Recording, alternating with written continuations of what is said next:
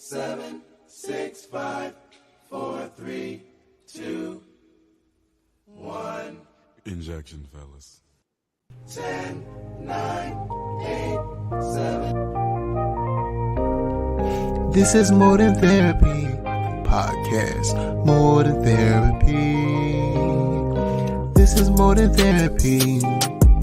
More Than Therapy podcast. This is More Than Therapy. More Than Therapy podcast. This is More Than Therapy podcast.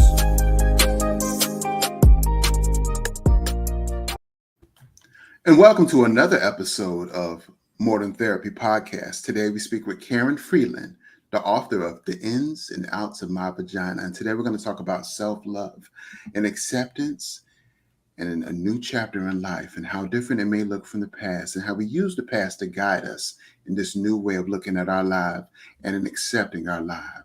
I think the overall concept would be gratitude. Karin Freeland is a recovering corporate workaholic.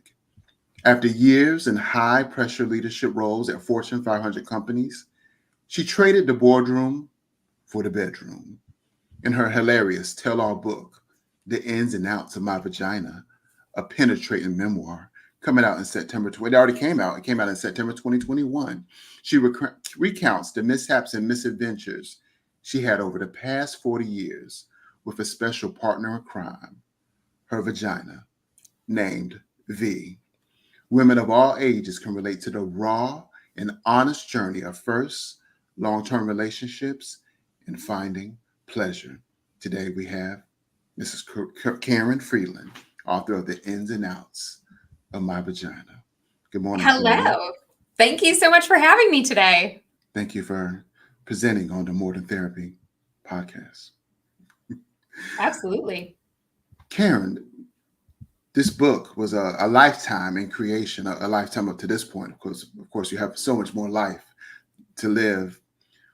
How did you come to the point in which you had a midlife crisis, and how did you turn that around?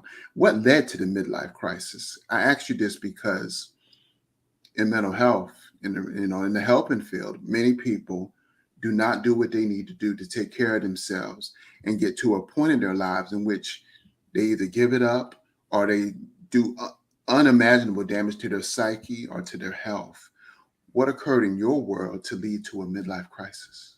Yeah, great question. And, the short answer is I stopped listening to myself. I stopped trusting what I really wanted in life. So I started out life actually as an actress. After I got done with college, I decided to move to Miami and New York City, and I was going to try my hat at acting, maybe become a soap star. That was always my dream. But by 24, I was waiting tables, and it was like this vicious cycle. You want to go on an audition, but you're waiting tables, so you miss the audition, so you can't get booked on anything. Or you can go to the audition, but you're waiting tables and can't get out of your shift on the day of the shoot, so you can't book any jobs. So I said, waiting tables is screwing up my life. I'm going to go get a job in corporate for 1 year. I'm going to make a ton of money. I'm going to save it all, and then I'll quit, and I will just focus on acting. Well, of course, by month 2 or 3, I got my first commission check, had 4 numbers on it. I'd never seen a check with over $1,000. I mean, that to me was like money. I'd made it. I was rich. And I just remember thinking like, oh, maybe I should just do this. Maybe I should just make this money. So I got, as I say, addicted to the money drug. And then it was just this like maniacal chasing of titles and paychecks for the next 15 years. I knew deep down that corporate was never really for me. It was kind of like a square peg in a round hole. But I had this drive and this type A personality and this ambition that just overrode all of those thoughts and feelings. And it was like, no, you can be CMO. Someone said you'd be a great CMO. Well, I would take their dream and basically attach it to my own life and be like, yeah, okay, I should be a CMO then if you think that of me. And so then suddenly that was my mission in life, was to become the chief marketing officer at a big company and manage the whole brand. And I knew all the right things to say to all the right people to constantly inch forward. But there was also this carrot that always seemed to be out there that just kept getting moved. And I felt like I could never really eclipse and get to that next level. I just kind of felt like I was always being shuffled along. You know, everybody trusted me. They always gave me more work. They gave me more people to manage, but I could never really break that ceiling and get above the director level. So I want to say it was like 2018, 2019, where things really became to a fever pitch. I was working at an energy company, and my work, although I was successful and I was doing a good job, it was never enough. So it was this constant barrage of, make another PowerPoint to justify my existence to this person, explain why I put this social post out, explain why my team wants to go to this event. And it was just like, I can't spend every waking moment trying to justify everything I'm doing to people who don't understand marketing. And it was just incredibly frustrating. We had 2 deaths in the family within the span of 4 months. And while, obviously that's always hard, death is, depending on how you think about it, for me at the time, it was very tragic feeling. It was the last of a generation. So suddenly I felt faced with my mortality. Oh my gosh, after them, it's my parents. And after my parents, it's me. Like, this is, oh my gosh, my time here is finite. And it really sent me off on a panic. And of course, to deal with it, I did what I always did, turned to alcohol, and I drank. I was doing maybe 3, sometimes 4 glasses of wine a night, 7 days a week. And it became my crutch. If I had a bad day at work, if I was frustrated, if something was going wrong in my marriage, rather than sit down and deal with anything, I could pull out my laptop and drink. So I'd work and drink all hours of the night, 24/7. And I really lost all sense of who I was. Yeah, I was a mom. Yeah, I was a wife. Yeah, I was a marketer, but my work just consumed every second of my day. Like, I couldn't go to the park with my kids and not have both my phones, my personal phone and my work phone, and be like, oh, who's emailing me now? Oh, I should just respond to this one quick message. And, my kids really, they really saw like the top of my head, I think, for most of their early years. And once these deaths started happening and I started drinking, and I was, just kind of spiraling even further down, there was a moment where I started having these panic attacks, and I would wake up in the middle of the night, and I would have to go to the bathroom, of course, because I had 4 glasses of wine. So who doesn't have to go to the bathroom in the middle of the night? And I would be in the bathroom, and it would be really dark because I didn't want to turn the lights on, but we had like that little light on the toilets that glows, so you can kind of see in like a blue light where you're going. And it would dawn on me that I'd just been sleeping, and there was basically black nothingness. And is this what it's like to be dead? Is this what I will experience when my time is up? And it would be like a wave of panic that would just whoosh, rush over me. And I would feel this light airiness, almost as if I was not existing or I was floating outside of my body. And the second it would start to happen, I would shut it down because it would freak me out so bad. And then the waterworks would start, and I would just be bawling in the bathroom at 3 o'clock in the morning while my husband was sitting there. Oh, I know you want to ask a question, Philippe. Yeah.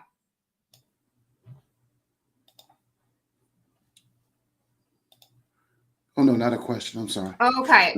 I wanted to just bring up the point, like how you was a worker, a grinder. You was giving 150% to the companies, and you had to be a mom, you had to be a wife, you had to be a worker, and worker was taking precedence in many avenues. You slipped into it, alcohol addiction as a crutch, which many women often do. Yep. Women put so much on their plate. They have to be all to everyone, and oftentimes are nothing to themselves. Such a good way to think about it. It is. I mean, my hobbies, I was a dance major in college. I had all these passions and I'd enjoyed all these things. And suddenly it was like all of that went by the wayside. relationships with friends. I mean, I was a social butterfly. And now here I was living in, at one point New York City and then just outside in Jersey, very densely populated. And I always felt this overwhelming sense of being alone. Like I didn't have anyone that I could talk to. I didn't have a real strong community. And don't get me wrong, I had friends and we caught up from time to time, but it just wasn't that deep emotional connection that I was lacking and missing that I wanted. So, I'm having these panic attacks. Now this starts happening regularly. So every night I'm waking up, going to the bathroom, and I'm having these full-on panic attacks. And eventually, like after a year, I got the courage to talk to my husband about it. And he ended up buying me a book, Overcoming Your Fear of Death by Kelvin Chin. Incredibly helpful for me. That was definitely a turning point. And I made the decision while reading that book, I'm not doing this anymore. I am not going to allow myself to continue to spiral. There's a bigger purpose for me. I don't know what it is yet, but I need to figure that out. And I need to stop allowing myself to go in the bathroom every night and have these panic attacks because it's all encompassing. It is consuming me and it's not productive. It's a waste of my energy because I can't do anything about death. It's going to happen. So I need to figure out a different way to deal with this. And I didn't know at the time, but this is actually a technique called rewiring your brain. So when I would go into the bathroom and I would start to feel that initial, mind would start to wander and I'd be like, nope, we're not doing this tonight. I'm like, I should paint my nails. I should take out the garbage. Like I would literally think anything. Maybe a different color paint on this wall would look good, even if I wasn't ever going to change the paint or my nails might have been perfectly painted. But I just needed something to take the place of those negative thoughts. And what happened over time is because I started to rewire my brain, when I would go into the bathroom, I would no longer have those thoughts. And I stopped the drinking. Not completely. I'm not alcohol free, but I am definitely like a weekend drinker, like no more during the week. So then I wasn't waking up and going to the bathroom anymore. So I didn't have to have that experience or even need to worry about rewiring my brain. And as I started to make some of these changes, a coworker was, we were commiserating one day because I was in another mood. And they said, well, what's the one thing you would regret not doing if you died tomorrow? And I couldn't answer that. And that was really strange for me because I could tell you a laundry list of things that were wrong in my life. But I could not tell you what I actually wanted it to look like. Like, what would the good things be if I could replace all the bad? And that set me off on a journey of really reflecting, turning inward, getting honest with myself about what do I actually want out of this life. So I was watching The Secret. I don't know if any of your listeners have seen The Secret. I highly recommend it.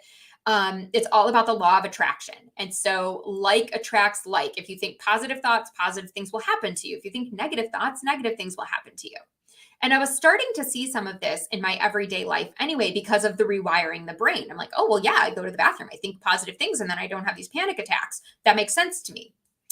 So I started thinking maybe I could actually think up what I want my new future to be like. And I'm watching The Secret, and Jack Canfield, who is the author of Chicken Soup for the Soul, was in there. And he's talking about how he got his books written and how it all came down to action. You can manifest all day long, you can think it all day long, but if you're not taking the right steps, how's that ever going to happen? And out of nowhere, it was like a bolt of lightning. Like I felt a physical shift in my head. And this idea to finish my memoir that I had started in 2009, this is now 10 years later, just like it came to the forefront, and it was like a light bulb that just went off. And I was like, that's it. I need to finish writing my memoir. At the time, it was called I Don't Know My Vagina. And then it morphed later into The Ins and Outs of My Vagina, a Penetrating Memoir. But essentially, it was the story of my life told in a comedic way that looked at all the various steps and journeys and milestones we have as women and the experiences that we have with our vagina. Totally different from anything that I'd ever done before, but it was exactly the right creative outlet that I needed at that stage of the game. Like, it was literally, I say this book saved my life, and it's not an exaggeration. I don't know what I would be doing if I did not have this book to write to help me see that I really could create my own future. Indeed, indeed. In writing the book, how did you prioritize your time? Because you were so busy. You were a mom, you were a wife, you were a worker bee that went above and beyond in many aspects of your life. What made you, and how did you sit down and say, I have to prioritize me? Because I find many people, especially in the helping field, they do everything for these agencies they work for, or whatever, or for their own entrepreneurship in regards to, making the money they need to make, seeing the clients they need to see, and they don't prioritize their dreams and manifestations. So true. But it's amazing to me because suddenly I found the time. So I love when people say, oh, well, I don't have the time for that, or I'm too busy. I'm like, BS. I was running, a marketing team, a global marketing team. I was, had two boys who were in sports, hockey, baseball. I was all over the place. Wrestling. Actually, a good portion of this book, at least the first half probably, was written in a hot, sweaty wrestling gym with a bunch of elementary kids. And I literally would just put my back up against the wall while my son was doing his wrestling practice for an hour and a half.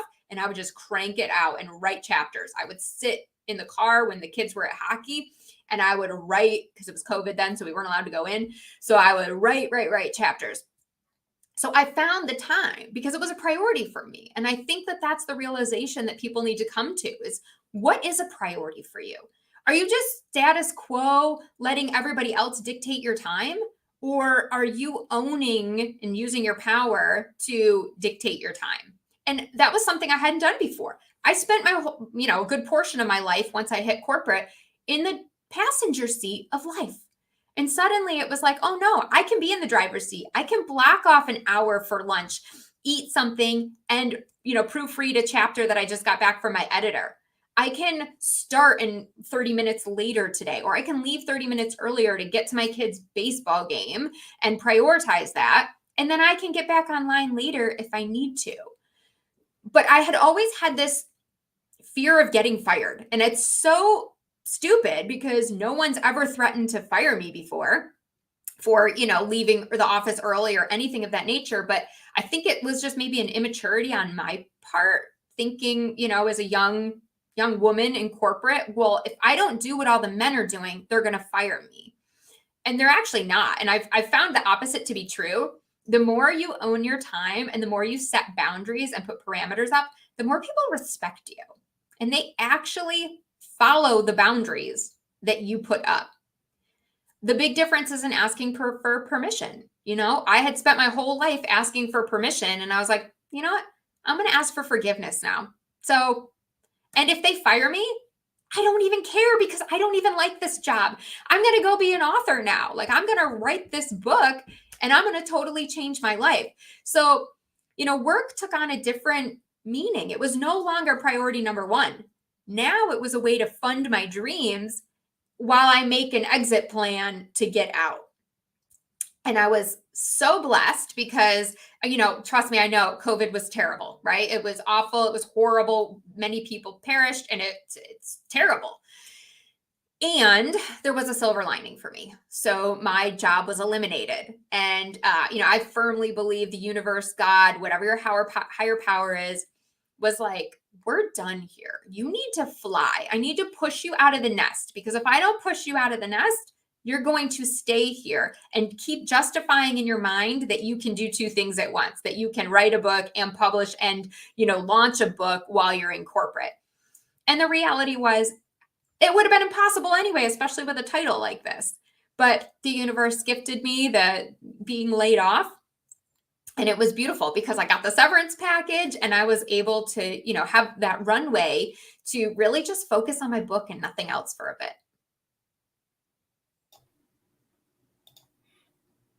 Indeed, that's absolutely amazing. I wish more. I tell people all the time, people that have these lives that they live, that to me it seems so interesting, or it can be a life changer for someone else if they had access to that information to write all the time. I always promote writing.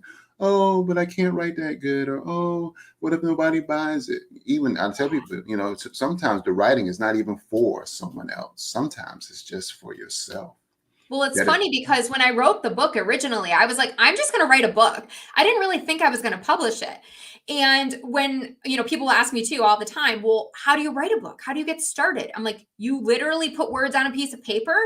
Like, it's not, people want to make it so difficult. It's not. My first draft sucked. I mean, with a capital S. It was bad. It had no character development. It was very much like, I went here and then I did this and then I did that. But over time, developing it, working with a professional editor, it was like, it went from not great, pretty bad, to amazing, hilarious. Like, it's an award-winning book. It's won several awards from the Book Fest, and it also won a reader's favorite 5-star award. So, I mean, it's a huge testament to what you're actually capable of. And I think we look so many times at our current skill set and we go, but I'm not a writer. I wasn't a writer. I mean, I wrote some emails for marketing. I loved my English classes growing up. I always had fun writing the essays and things like that. But I mean, I journaled. That was like the extent of my writing. And suddenly, as I explored this desire, I realized, wow, like, I'm not bad at this. I might even be really good at this. Okay. Like, this is exciting. And it was just something that fueled me. So if there's something in your heart, something that, the listeners are thinking of that they want to try, I just highly encourage you to go for it. And like I said, it might be bad at first. You're not going to get it right probably on the first try, but you're going to grow into that and you're going to be happy that at least you explored it and you're not going to have any regrets. Indeed, indeed. How did your relationship with V change over time? Because I know was an intricate part of your life, and to this day, I hope she still is. Yes. Oh, good old V. So it's been up and down. It's been tumultuous at times. It's been great at times. It's been frustrating. It's been annoying. V and I have taken such a journey together. So, the way the book is written is it breaks it down into 8 parts, and it starts from when I'm 5 years old and I'm first experiencing V. Like, I'm like, what is this thing between my legs? What is going on down here? What is this? To 40 years old and I'm chasing the orgasm because I don't know if you talk about sexual health a lot on these calls, but only about 20% of women, and that's probably even being generous, actually orgasm from penetration alone.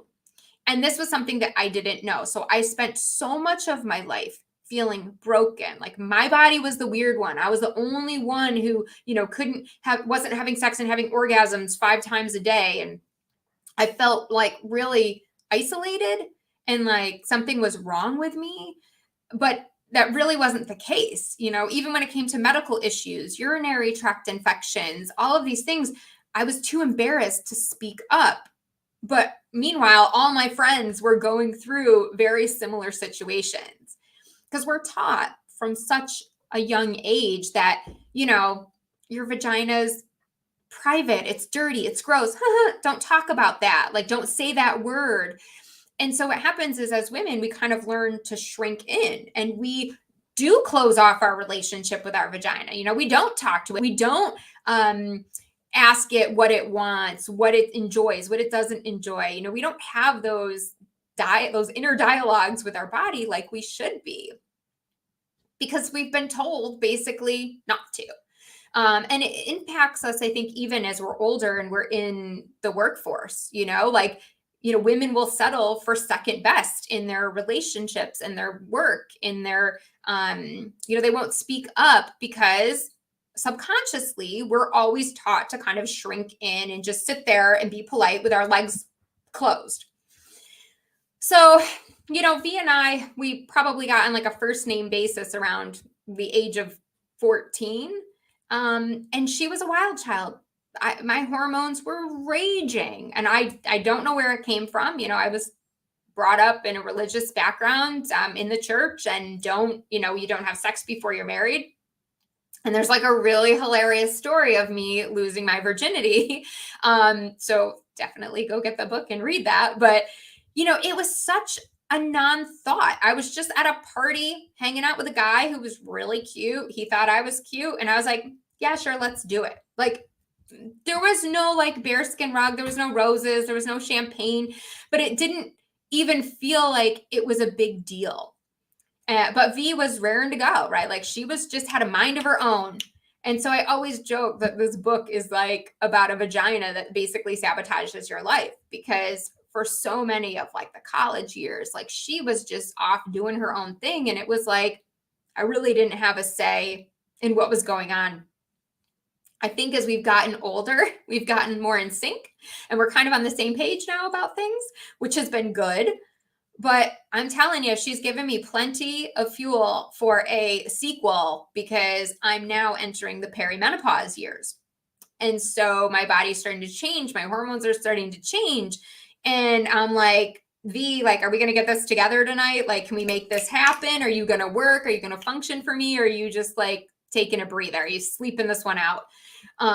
So it's still, I think, a struggle. And I think it's still a learning journey that we're going to be on for all of our lives, as long as we're here on this earthly planet. Indeed, indeed. When your corporate job ended and you wrote your book, you then transitioned to a new phase in your life. Tell us about your work as a coach, a life coach, a career coach. Absolutely. So when I started writing the book, I found this new fuel, this like energy within me, and it was like bursting at the seams. And I'm like, I want everyone to feel this. I don't ever want, and at the time, my thought really was, I don't ever want another person to go through a midlife crisis like I did. I have since changed my tune a little bit, because I actually think going through it is what made me stronger. You almost have to hit rock bottom. You almost have to experience that to really fuel yourself to change. But I just was so passionate about sharing these secrets and everything that I knew, that I could help other people so that they could get out of their funk and they could live their dream life.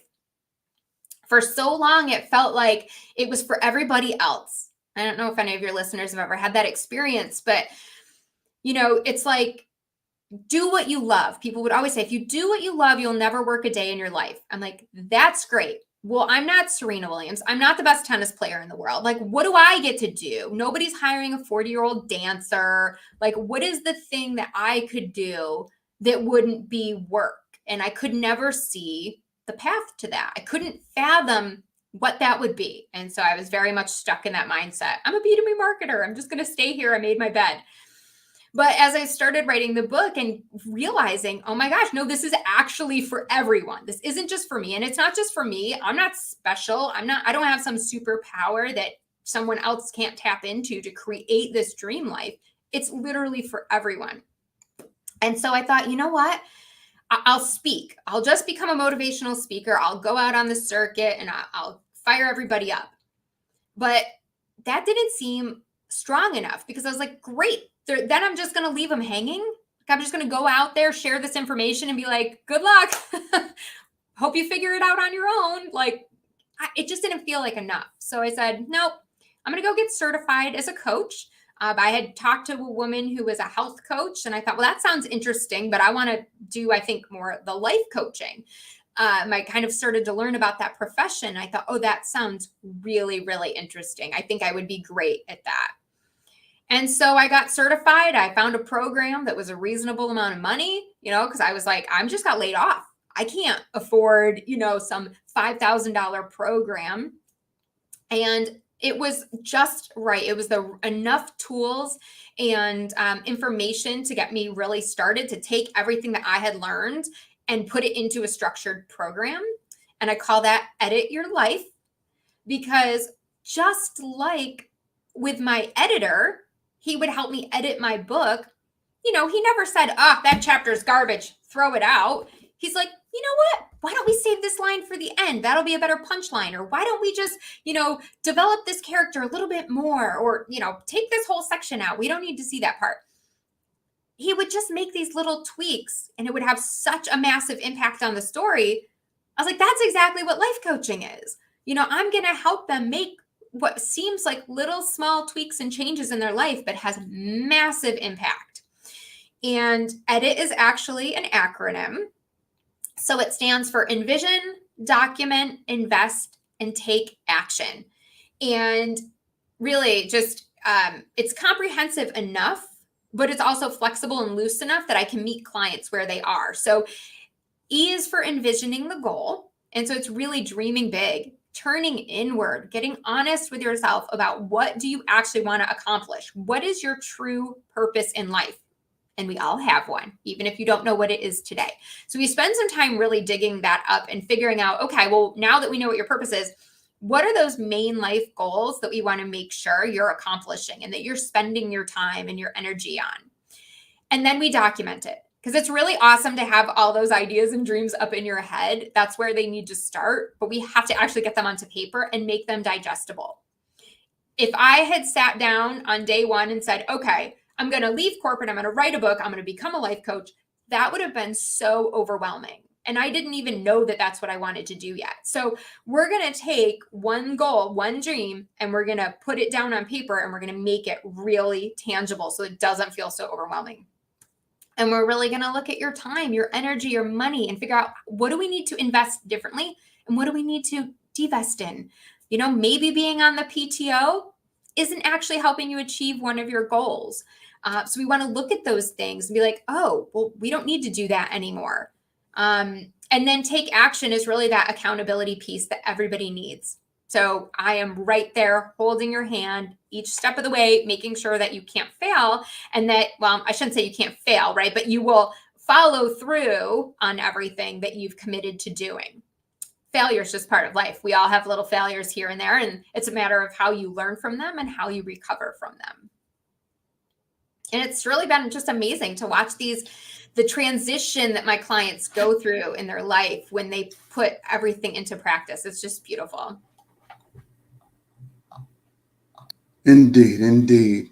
A lot of people have fear, false evidence appearing as real as it pertains to being the director of their own lives, to follow through with their dreams, to, want to be, let's say they want to be an entrepreneur, or they have the skill set to be a great boss on their own as it pertains to their dreams. What advice would you give them in regards to going forward and doing what they would want to do instead of aligning themselves with what they feel they have to do?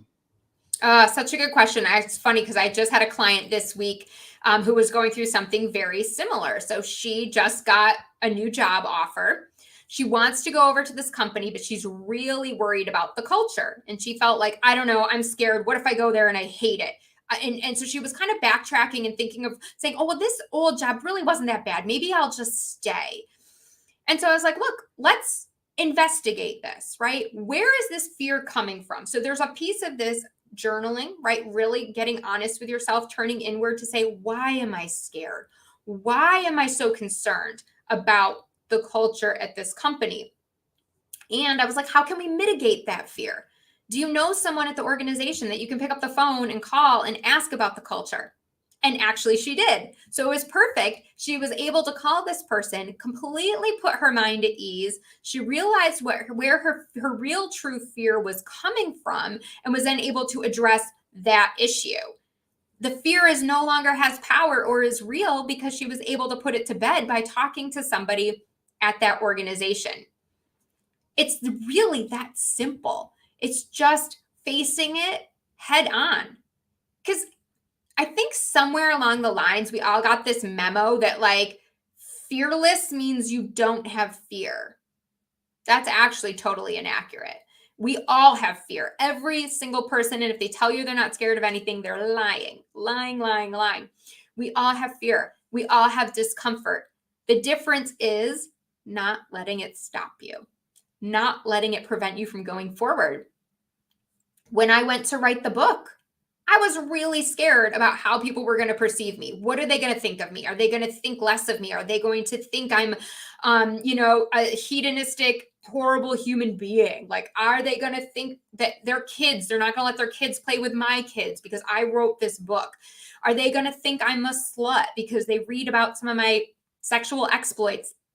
There was a lot of fear, and I actually sat on the book for a good solid 3 months before I took it from final editing and actually starting to produce the book and create the cover and all of that, because I was so scared to put it out there.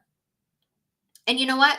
Yeah, there's some people who probably think all those things about me. There's some people who don't really care for the book. It's not their taste, and that's totally fine. Not everyone's going to love what you do. But for the over 1,000 people who have bought this book, who have read it, who have loved it, who have rated it 5 stars, who have said they couldn't put it down and read it in one weekend, to the Book Fest who gave it 3 awards, and to getting a reader's favorite, what more could I ask for? I wrote a book, and people that have read it have loved it. I mean, that's really, and I wouldn't know if I'd let my fear get in the way. So I think that's the biggest thing, is just face it head on. Indeed. As a coach, I'm saying you have a wonderful resource on your website. Can you tell the listeners and watchers about the free ebook that you give that gives 6 secrets to get unstuck, which I think a lot of people, myself included, could benefit from? Oh my goodness, absolutely. 6 Secrets to Get Unstuck is the exact formula that I used to go from stuck, frustrated, feeling like I don't know what I want out of life, to getting to where I am today. And this is something new that I've kind of been sharing with people, is it's never one and done, because the journey is not over. It's not like, oh, now I'm a life coach, I'm done, I'm just going to do this for the rest of my life. I'm going to write a second book. I don't know where that's going to take me. Maybe I'll get certified in another kind of coaching. Maybe I'll become an executive coach and help organizational leaders. I mean, there's so many other things that I still want to do in life. So I constantly go back to the 6 secrets and turn inward again and ask myself, what am I afraid of? And, how can I create more joy in my life right now?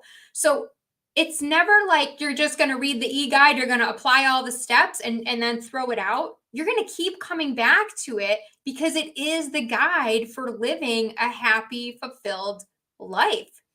So much of us, so many of us just don't bother to take the time. And I think that's one of the other blessings that came out of COVID. Suddenly, so many people had all this free time, and they had a break from the grind and the daily rat race. And they were able to really reflect on, okay, what do I want? What excuses am I using? What type of self-sabotage is coming up? For another great example of self-sabotage, when I was in corporate, before I knew I wanted to write the book, I thought, well, I can't do something irresponsible like just walk in and quit. So if I create a financial trap for myself, I won't be able to do that. I literally bought a Benz to trap myself in my job in corporate. If that's not self-sabotage, I don't know what is.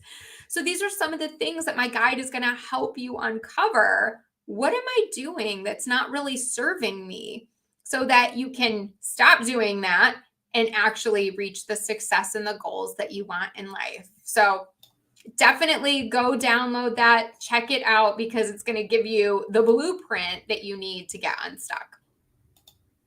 That thing you said about the financial trap, that was big. Like, who does that? Who does that? Apparently me.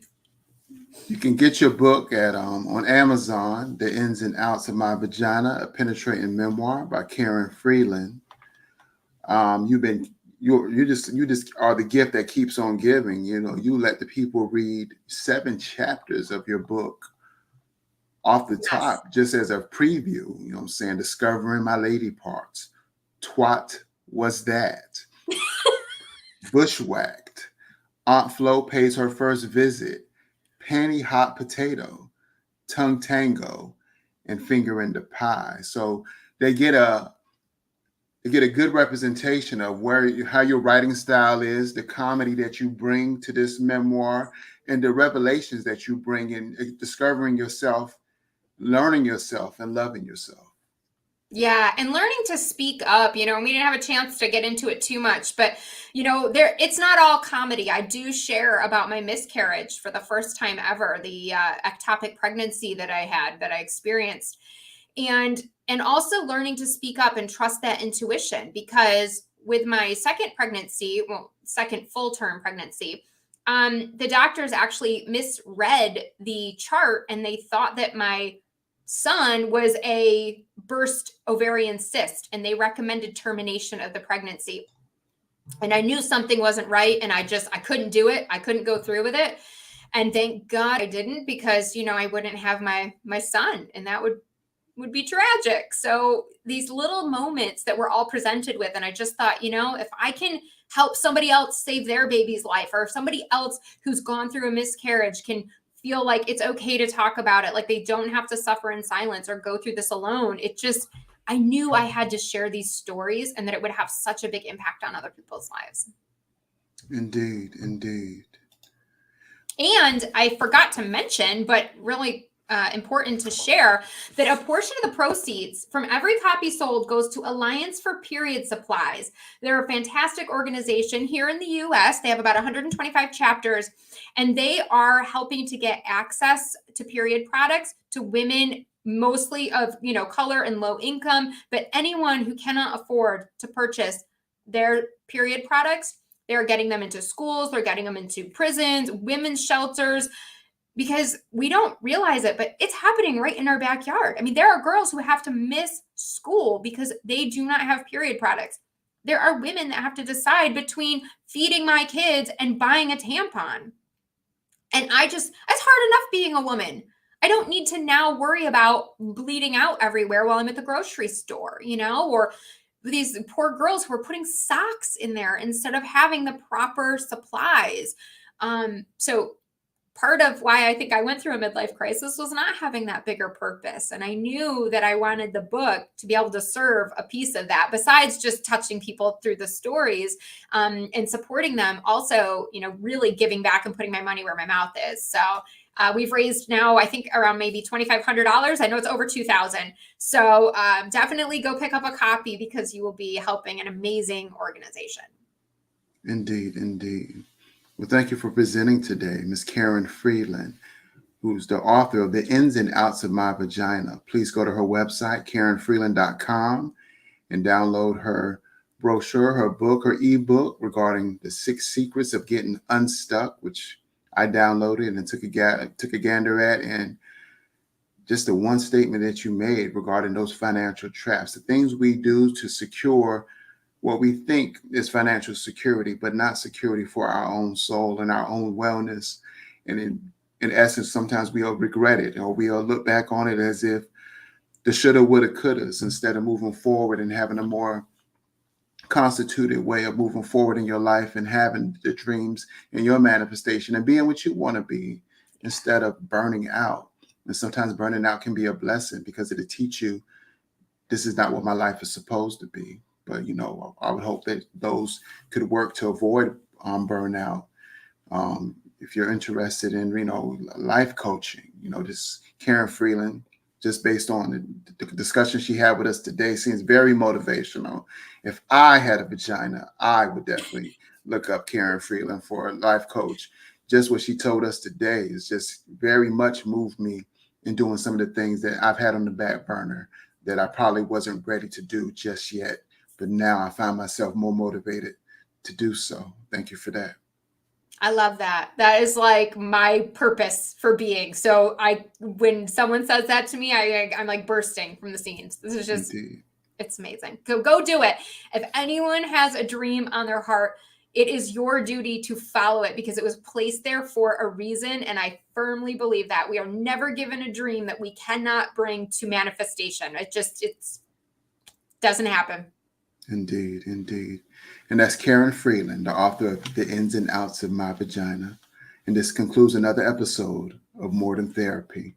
If you haven't already, please subscribe to the More Than Therapy podcast wherever you push play to listen to your favorite podcasts. Be well and be great. I thrive. I thrive to be alive. I want to live a healthier lifestyle. I want to be healthier. I want to be around for my children to graduate, have children, and have their children have children. I want to be free from the disease of high blood pressure and diabetes. I thrive to be alive. I thrive to be